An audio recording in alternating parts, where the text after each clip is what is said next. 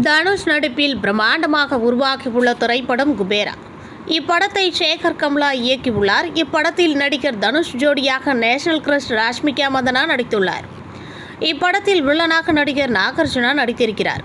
இப்படத்திற்கு ஸ்ரீதேவி ஸ்ரீ பிரசாத் இசையமைத்து உள்ளார். குபேரா திரைப்படம் ஜூன் 20ஆம் தேதி உலகமெங்கும் திரையரங்குகளில் ரிலீஸ் ஆக உள்ளது.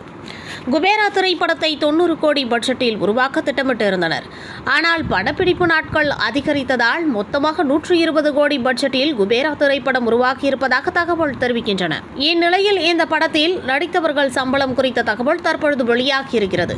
குபேரா திரைப்படத்தில் நடிகர் தனுஷ் தேவா என்கின்ற கேரக்டரில் நடித்திருக்கிறார். இப்படத்திற்காக நடிகர் தனுஷுக்கு ரூபாய் 30 கோடி சம்பளமாக வழங்கப்பட்டுள்ளதா. குபேரா படத்தில் ஒரு கார்ப்பரேட் முதலாளியாக நடித்திருக்கிறார் நடிகர் நாகார்ஜுனா.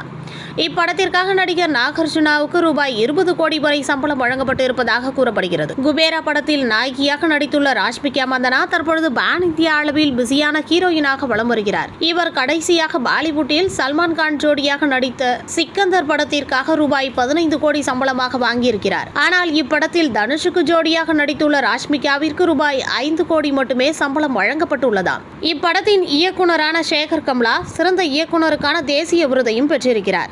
இப்படத்திற்காக அவர் சம்பளம் வாங்கவில்லை என கூறப்படுகிறது. ஏனெனில் இப்படத்தில் அவரும் ஒரு தயாரிப்பாளர்களில் ஒருவர் என்பதால் படத்தின் லாபத்திலிருந்து பங்கெடுத்துக் கொள்வாராம். இது போன்ற சினிமா மற்றும் சீரியல் சம்பந்தமான தகவல்களை தெரிஞ்சுக்க சினி டைம்ஸ் சேனலை சப்ஸ்கிரைப் பண்ணுங்க.